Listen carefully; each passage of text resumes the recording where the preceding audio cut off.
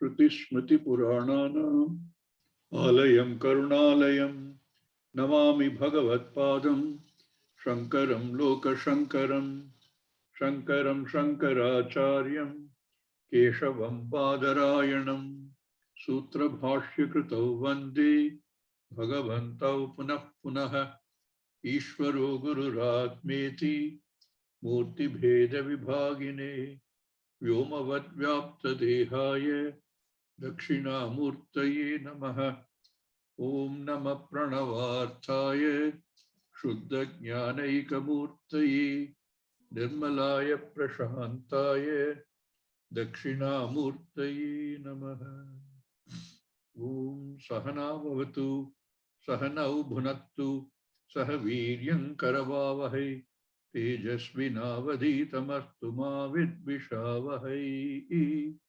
Om Shanti Shanti Shanti. Apyayantu manga Apyayantu mamangani Vak prana Vak-prana-chakshuhu Shrotramato balamindriyani cha sarvani Shrotramato balamindriyani cha sarvani Sarvam Brahma Upanishadam Sarvam Brahma Upanishadam Maham Brahma Nirakuryam Maham Brahma nirakuryam Mama Brahma Nirakarot Mama Brahma nirakarot Nirakaranamasva Nirakaranam me astu Nirakaranam me astu Tadatmani Nirate Tadatmani Ya Upanishatsu Dharmaha Upanishad dharmaha Te Mai Santu Te Mai santu Om Shanti Shanti Shanti.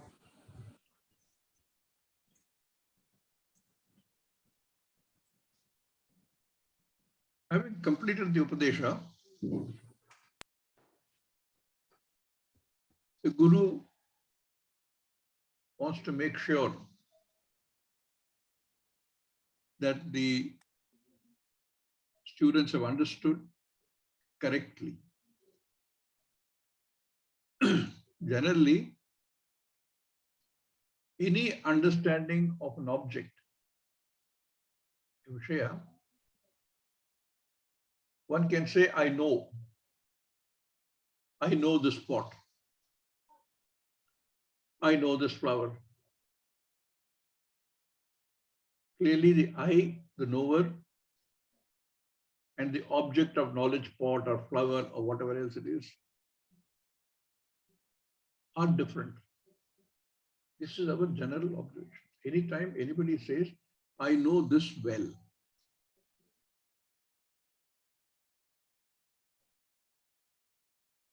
I know integral calculus well, it's also an object.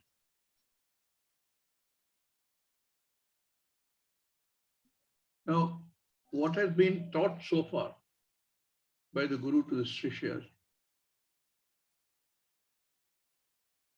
that which is not available for any indriyas, for the manas, for vak. Tadeva brahmatvam vidhi nedam yadidam upasate, that which is used for any upasana. So this Brahman that everybody is seeking is neither something one has to run after, because it is you. It is not an external object. So one doesn't have to go running after them. Nor is there something which you can reject. Again, because it is not an object, it is you. Now, heya upadheya is the expression that's used in Sanskrit. Being neither a heya vastu, not a upadheya vastu. And yet, the student could make a mistake because it is sahajam. When this has been taught saying, ahameva brahma iti, he could still make a mistake. In fact, Shankaracharya quotes a story from Chandogya Upanishad. When Brahmaji tries to teach his son, Virochana, the nature of Brahman, giving all the description like naiti, naiti, na bhayam, none, nothing. Even somebody like Brahmaji's son, Virochana, made a mistake again and again. This tendency to equate the body with I is not something that can cognitively be taken and assimilated. Many reasons. One, it is a Janmantara jnanam. The body is I. Two, it is constantly getting reinforced. Everybody behaves the same way. So it's reinforced. And three, even for a jnani, one who has completely assimilated this knowledge that the body cannot be Brahman, he still has the counter, the body, which is necessary for exhausting the rest of the prarabdha karma. Therefore, that jnani, who is a Jivan Mukta Purusha, has to interact with the rest of the Jagat using only this body.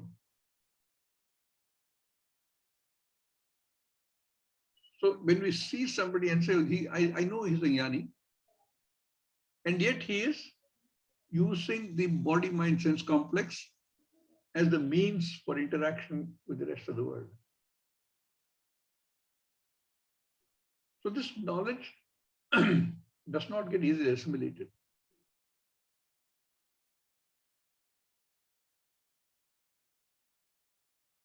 I know by logic, tarka, by my own analysis, that the body-mind-sense complex cannot be the I. And yet, it's not easy for me to practically assimilate it. So this kind of possibility that the students, despite the teaching that has been given, may still have a problem. Some of them would have understood fully. Some of them would have understood wrongly. Some of them would not have understood at all. Knowing that, and like I said, even somebody like Brahmaji's son himself can make mistake. So it's not surprising that some of the students will make a mistake. We can study this, we studied over and over again, and yet we make a mistake. Even though our own analysis, our own buddhi tells us this cannot be like this.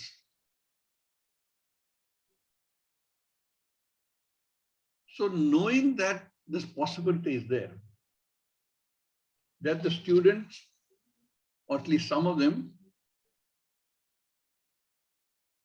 may not have understood correctly. The Guru starts the second chapter with a very interesting mantra. We will chant this mantra 1 and 2 of the second chapter. Can you put that on, please?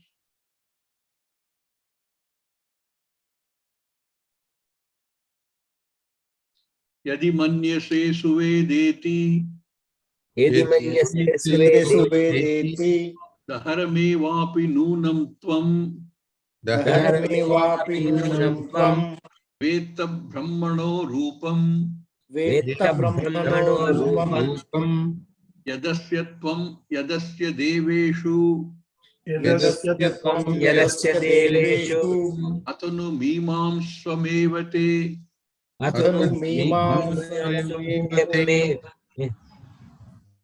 manye viditam मन्ये मन्ये विदितम् विदितम् naham manye suvedeti नाहं नाहं मन्ये मन्ये स्वेदेति सुवेदेति nona vedeti vedacha नून नूनं वेदेति वेदेति वेदेति वेद वेद च च yo nastadveda tadveda यो यो न तद्वेद नस्तद्वेद तद्वेद तद्वेद तद्वेद nona vedeti vedacha. नो नो न न वेदेति वेद वेदेति च च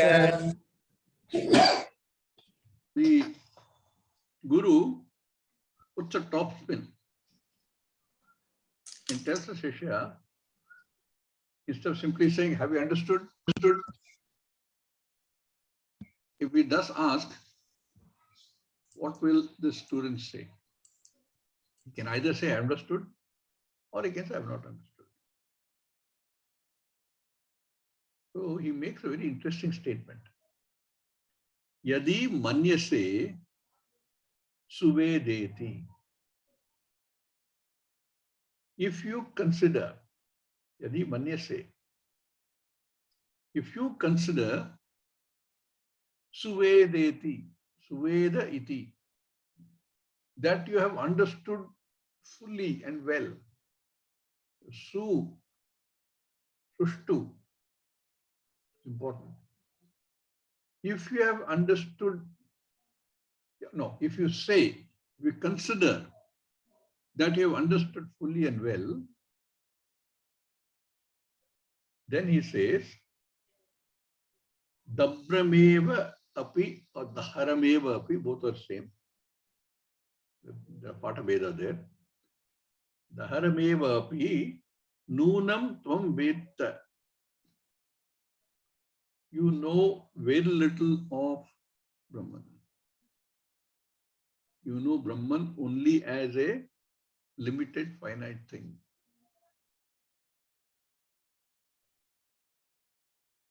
Nunam tvam veta brahmanaha rupam. The nature of Brahman, you have only understood very limited way.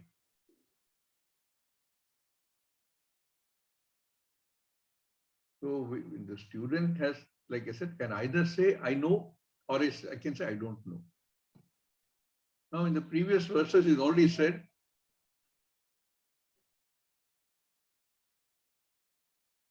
that it is beyond or it is not known, anyat viditat, nor is it unknown, atha aviditat adhi. So how can the student say? It is like in the court of law, under oath, a man is asked, have you stopped beating your wife? He's under oath, remember. What does he say? Either way, he is compromising himself. He says yes, that means you have been beating her before. He says no, it's even worse. Like that, the student has got in a bind. Viditat adhi, aviditat anyat. How can he say I know or I don't know?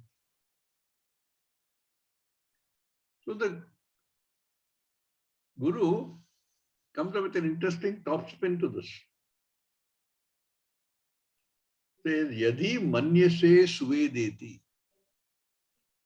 If you think you have understood fully well, suvedeti. If you think you have understood, then dabrameva api, api means tarhi. Then Yadi tarhi. You have understood only a little. You have understood incompletely. You have not understood Brahman as Brahman Swarupa.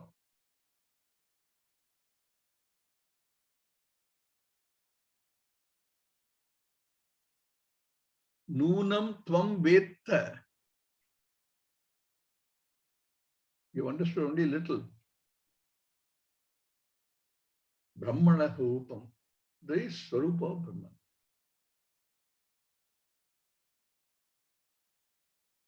Who is the student going to say anything about this?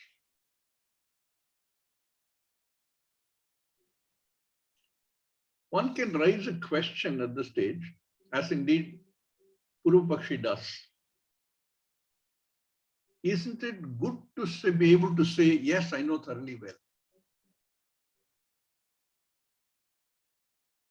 So in Bhashyam, Shankaracharya says, Satyam, correct.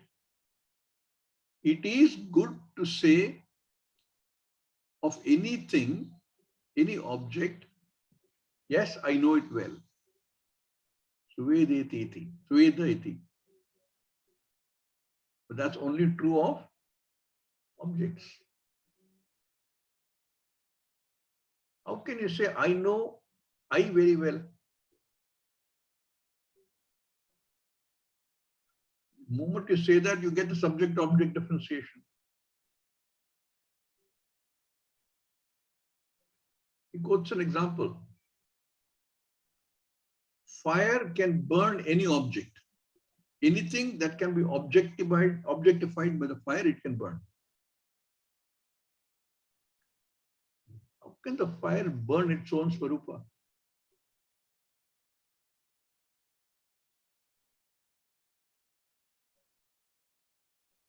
Put the student in a bind. How can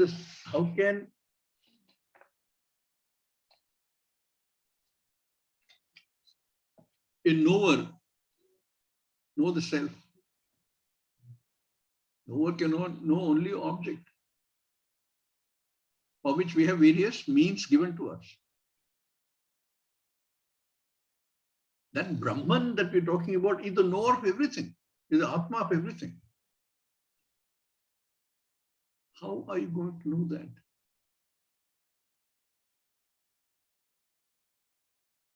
Being the Swarupa of the self, how can you know the self? The knower is not capable of knowing himself. Like fire can burn all objects, but cannot say, I'm going to burn the Swarupa of fire.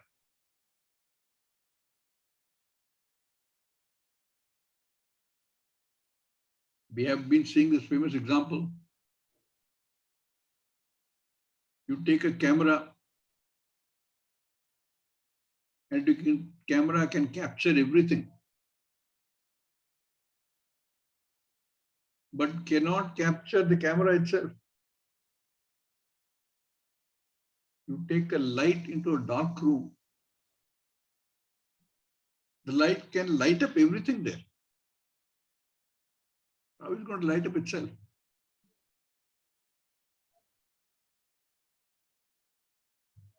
And this has been established in every Upanishad, that Brahman is the Adhisthana for everything. He is the Swarupam of the self. Given that, and given the impossibility of fire burning its own Swarupa, as an example, how do we proceed?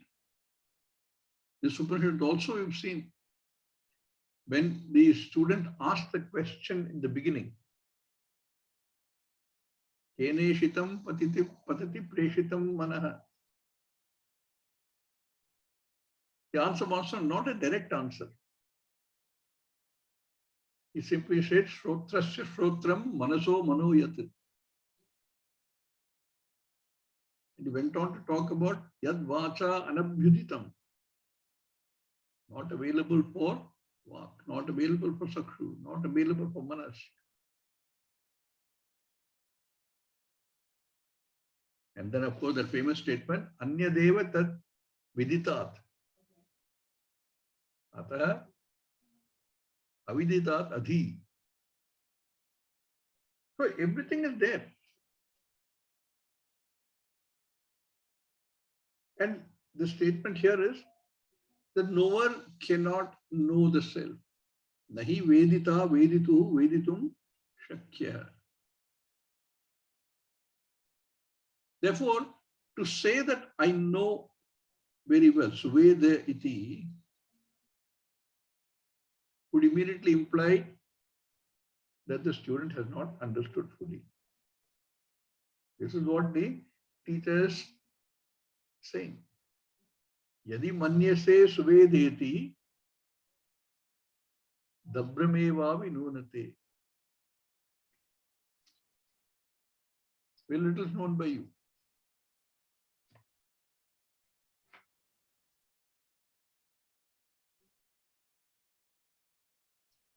If you say the rupam of Brahman, yad asya rupam tvam yadasya deveshu athanu, if you think this is you with this body mind sense complex, or if you think it is any deva,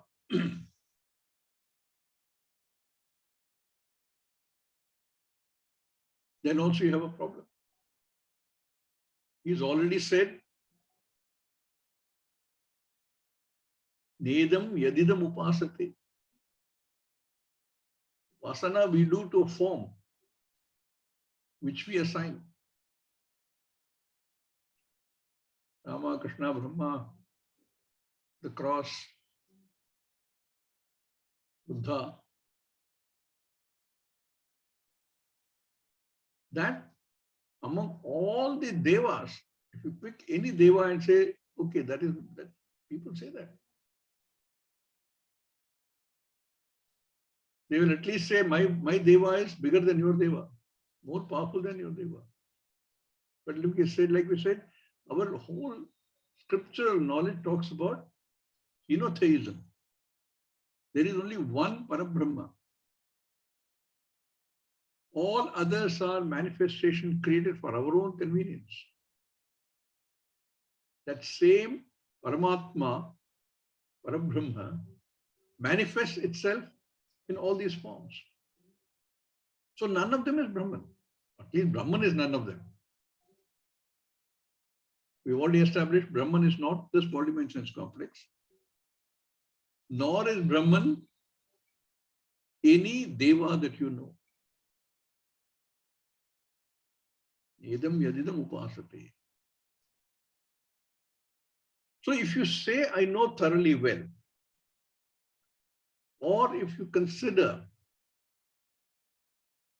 either yourself or a deva among the devas,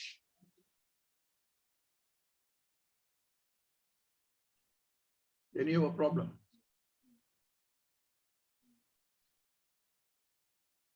Many years ago, somebody from this Mount Abu group, very good group, they do wonderful work, tried to convince me that I should not read the Bhagavad Gita, saying there is only one Ishvara, and that is Shiva. On the other hand, the Hare Krishna group will tell you there is only one Ishvara, and that is Krishna, Lord Krishna. You go to Vrindavan and catch a glimpse of Lord Krishna. Other group will say you go to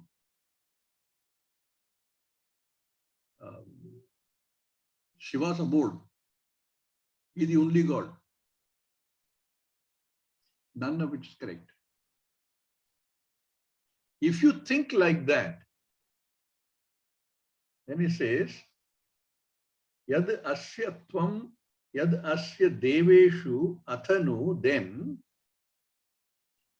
mimamsyameva te. You need to do more mimamsa.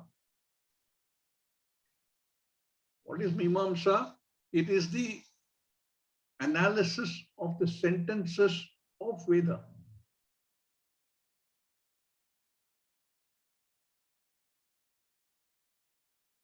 Take that, analyze it. Great debates and discussions on this when you study Brahma Sutra. So his Guru tells his Shishya, go back to the drawing board.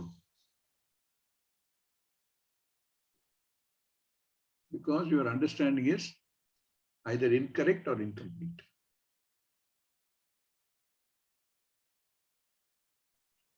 That I that you're searching for, that he said is Brahman, and it showed it in the way it was expressed.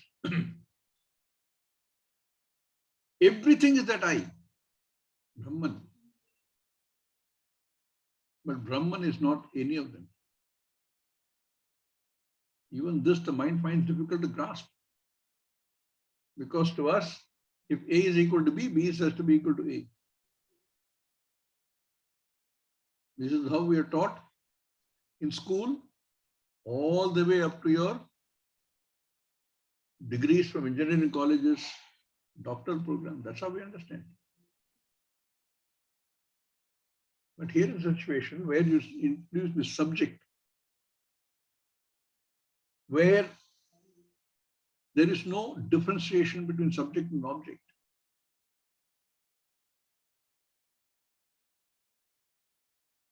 Where that equation will not work. For that only we got so many examples in Chandogya Upanishad. Every golden ornament is nothing but gold. But gold is none of them.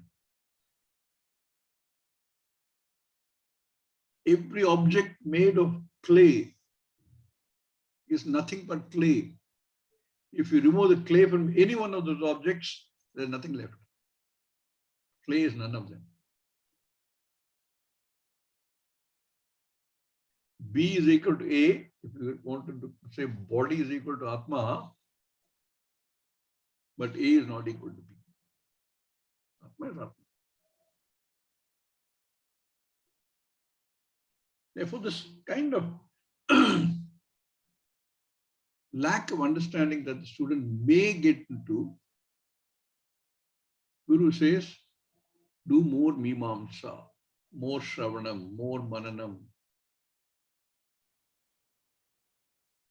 till you gain absolute clarity.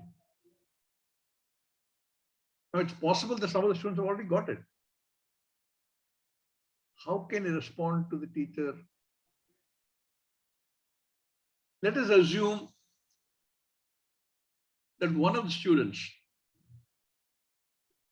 actually goes back and does a lot more Mimamsa. He uses his own logic, tarka, his own experiences, and what has been taught to him by the Guru. The Shastra has been unfolded by the Guru.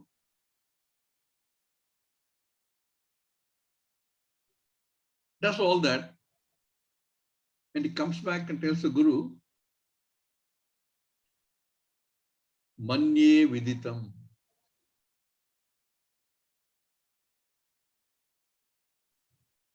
Just now I told you, Yadi Manye says Vedeti, you don't know. The student comes up and says, Manye Viditam. I consider that I know. That is known to me. Possibly all the other students kept quiet. One person, after a lot of contemplation, replied, Manye Viditam. I consider I know. It is known to me. Brahman is known to me. The Guru looks at him. Guru knows he's been doing a lot of Shravanam. He's also gone and done a lot of Mananam to gain clarity. but he still makes the statement, manye viditam.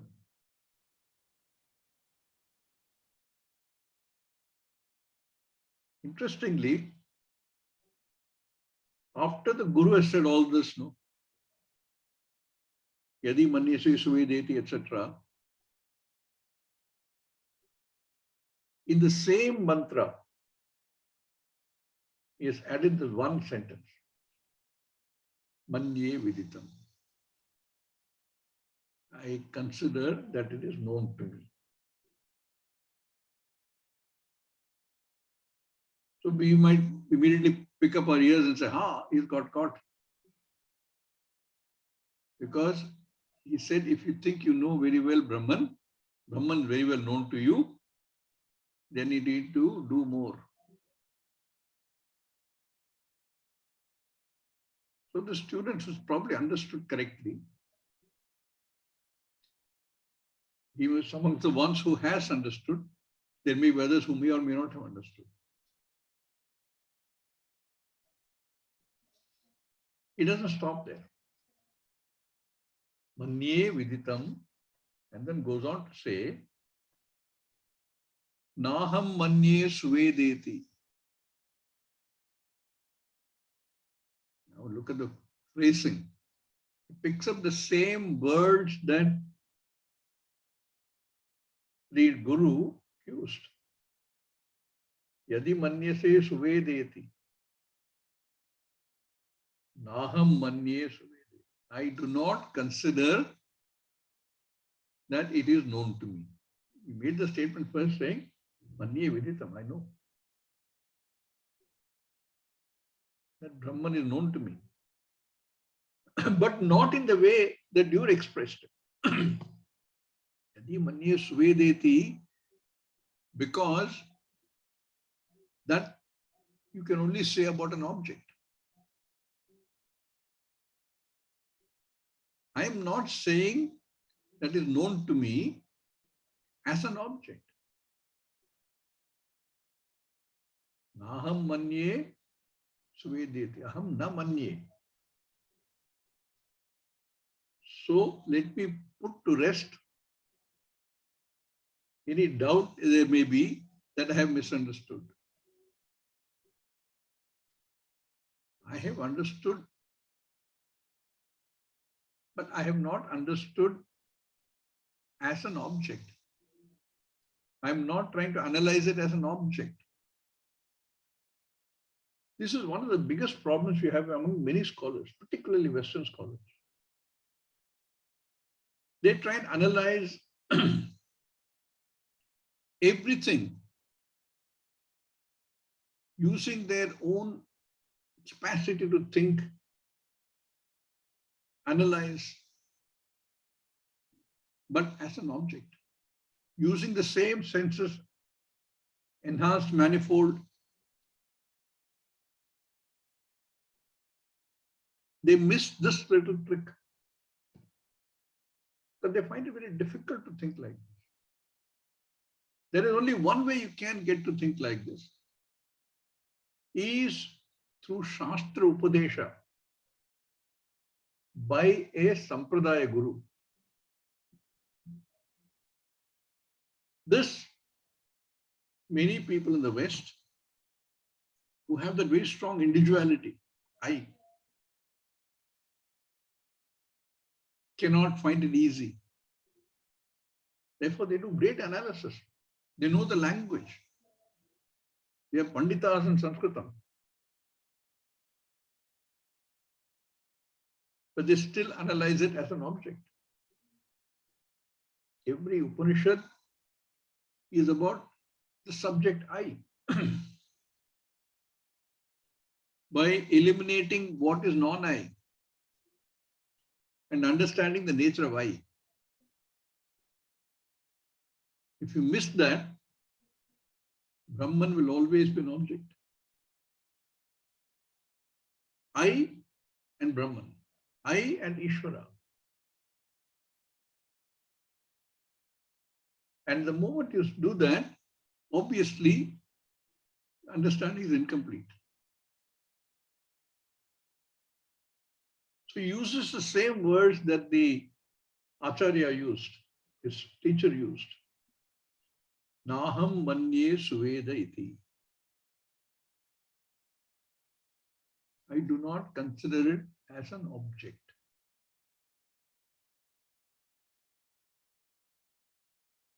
Because it is not an object. Does not fall into the category of known, nor into the category of unknown. Which two categories include every object, tangible, intangible, near, far, everything.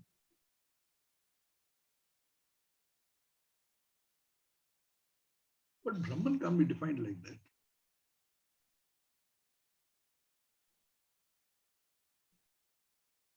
So one more objection is raised by a Purvapakshi. Says you know any object only through its attributes.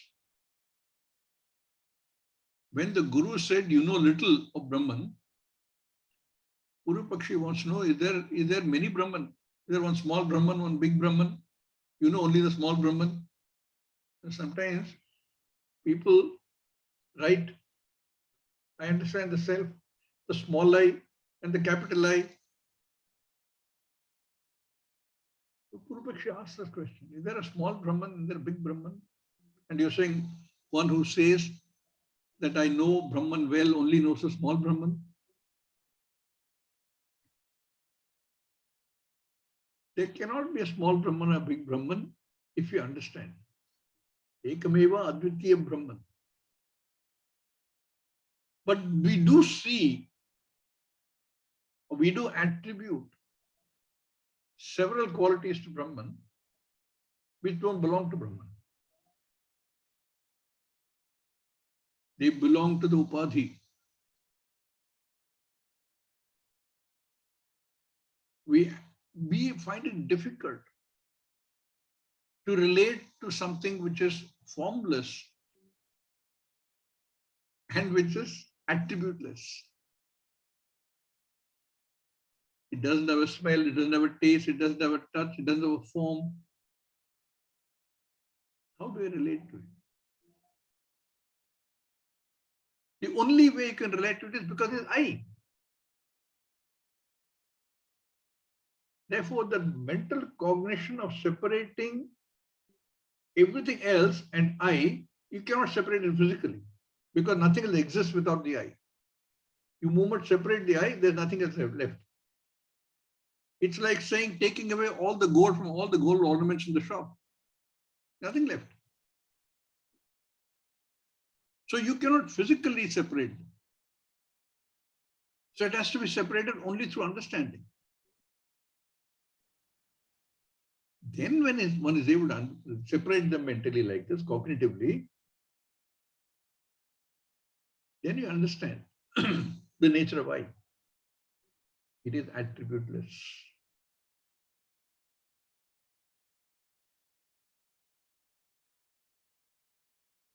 But Swami G, other Upanishads say, Satyam, Jnanam, Anantam, Brahma.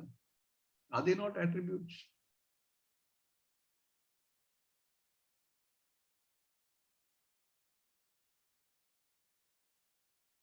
No. They are not attributes in the sense we understand attributes of objects in the world. You know a word, jnanam, knowledge,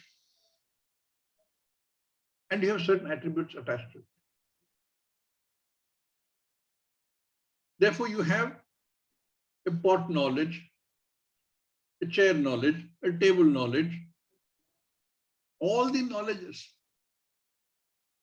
In all this, there is a variable component. Knowledge of chair, knowledge of pot. But there is an invariable component as well. Knowledge. Knowledge as such, with no attributes. Every attribute you try to attribute to that doesn't belong to that. Belongs to the variable component there, the upadhi. This is what Shankaracharya calls Jnana Dhatu Artha. Knowledge as such, unqualified knowledge, not knowledge of anything. That unchanging component of every knowledge. Similarly, when you say a pot is, a pen is, a computer is, he is, she is, all these are variables of easiness. Easiness is unchanging. That easiness, which you cannot define in words, because it's not available for words, is what is called Satyam. That which exists independently, not bound by time, not bound by space, not bound by any vastu. Desha Kala Vishaya Aparichinna.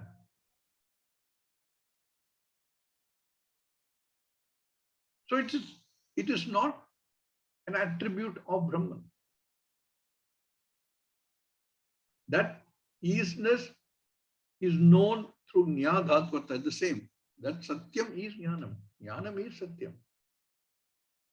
And because this includes everything, it is also Anantam. Indivisible, infinite. We have to use words. There's no other way of communicating. But what we're using is not the immediate meaning, not the Vatshyartha, but the Lakshyartha, the intended meaning, the target meaning. There are not three different descriptive adjectives for Brahman. You are not saying a big round blue pot. Those are attributes, three different attributes of a blue pot, because you want to differentiate this blue pot that you're referring to from other pots, which may not be blue, which may not be big, which may not be round.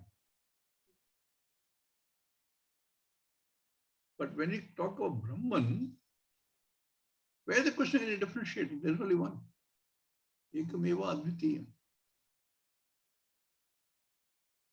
Therefore, you don't need descriptive words, and yet you need words to understand the idea of Brahman. To understand that I am Brahman. That attributeless,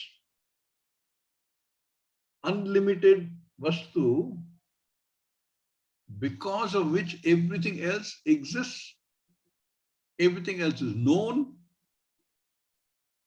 and everything else has a form, shape, color, smell, taste, etc.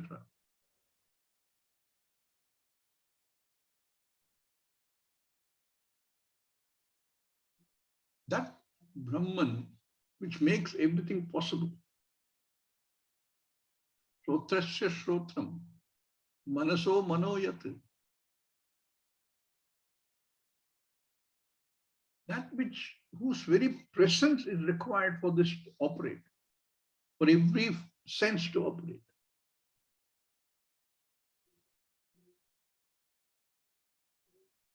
Which you cannot separate from them.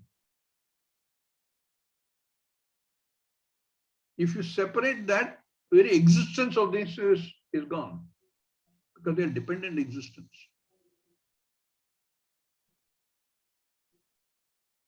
So nothing exists if there is not the Adhishthanam, the Brahman, which is you. Even through logical understanding, once Shastra outlines this and it's unfolded for you, it should be clear. There is no other possibility. Not any object, Not any object, what it should be? Subject. The subject because of which all objects exist. All objects are known. All objects operate. All objects perform their functions.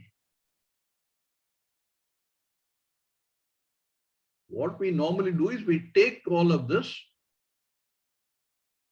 and topo the qualities onto I. And then all the misunderstandings follow. Avidya and its whole brood follows. I am.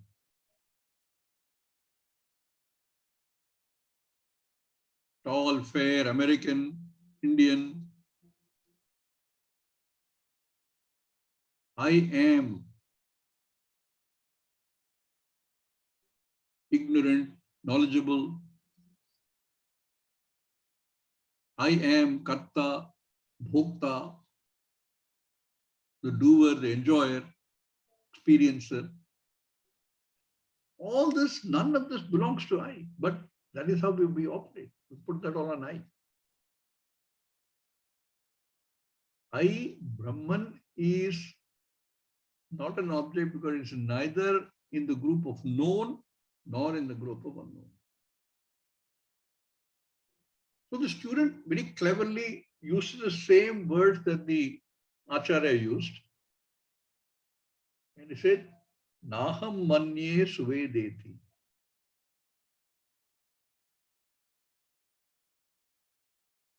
I don't consider that I know it thoroughly and well. Because anything that is known thoroughly and well refers to an object.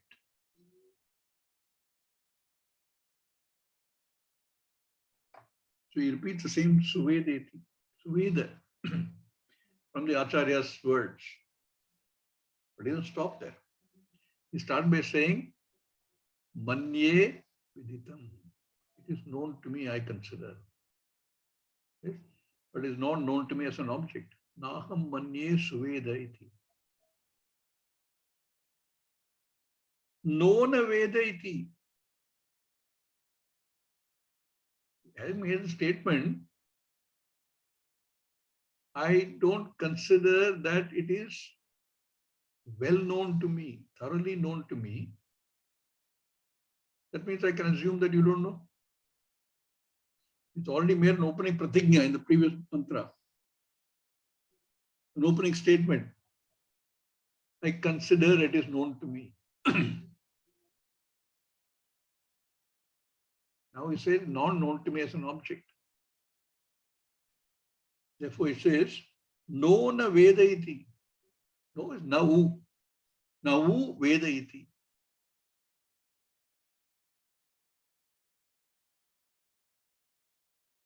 Nahu na veda iti. Sorry. Nahu na veda iti. It is not that I don't know. I consider it is known to me. But I don't think it is known to me the way you have expressed it, hey Guru, as an object. It is not that I don't know. Navu na veda iti. It is not that I don't know. Vedacha. I know. If it simply said, I know, the Guru said, go back and study again. But he prefixed this with this other statement. Manye veditam. Naham manye suveda iti. Nona veda iti. It is not that I don't know. I know. Now, this kind of statement, only somebody who has been studying the Shastra with the Guru can identify with. Otherwise, it will sound very contradictory. I know, I don't know. The ground has been prepared already. It is not an object of knowledge, nor is it an object of ignorance. It is what makes knowledge or ignorance possible. Background is already there in the previous chapter.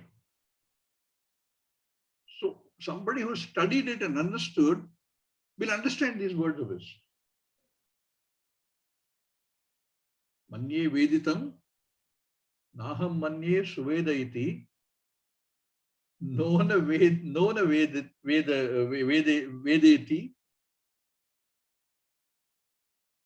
vedacha. And Shankaracharya says, you read these together. I consider that is known to me, but not in the way you express it, known as an object. Not thoroughly known as an object. It is not that I don't know. I know. Vedacha, there's the chakara there. That means I know without any element of doubt. I have done enough shravanam, I have done enough mananam to remove all possible doubts. Sarva samshaya bhakshaka, Shankaracharya says. It devours all possible samshaya. So he says, Vedacha, I know. There's no doubt at all. Any doubt I had, I've removed through mananam. Now there are, you can imagine in that Gurukulam possibly, where other students are also sitting, the Guru is teaching, and the Guru tests them by saying, Yadi manyase suvedeti, dahrame vapi, nunam, you know very little. And one clever student took up the challenge and said, I consider it is known to me, yet it is not known to me in the fact, in the way you expressed it. Aham manye suveda iti. Not that I don't know. I know. I know without any doubt, any samshaya. Now, how are the other students going to respond to this? Look at the cleverness of the student. The teacher was very clever in posing that question. The student took it one step further. The teacher bowled a googly. The student recognized the googly from the time it left the hand and dealt with it. He said, Yo nas tad veda tad veda. Yo, he who, naha, amongst us, tad veda, tad veda. He who understands this sentence, these sentences. Manye viditam, naham manye svedeti, nona vedeti, vedacha. He who understands, only the person who has understood what the teacher has taught can make sense of this. So he says, among us, he who understands what I'm saying, naha tad veda, tad here is my sentences. He who knows my sentences, who understands my sentences, tad veda, tad brahman, brahma veda. He who understands what I'm saying understands.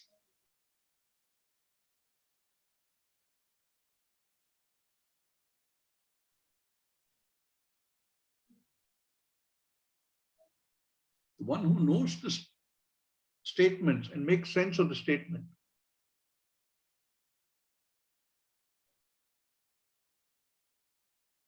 He knows Brahman because he has also understood. That means among the students, there'll probably be some who didn't understand the statement also. Have not understood Brahman.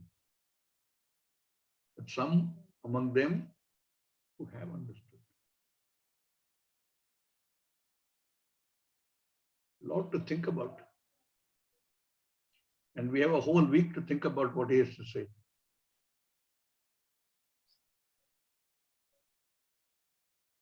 Let us do more mananam during this period, and we'll relook at it in the next week class. Om Purnamada Purnamidam Purnat Purnamadachyate Purnasya Purnamadhaya Purnameva Vasishyate. Vasishyate. Om Om Shanti Shanti Shanti Shanti. Shanti. Hari Hari Om Shri Om. Guru Namaha. Shri Gurubhyo Hari Namaha. Om. Harihi Om.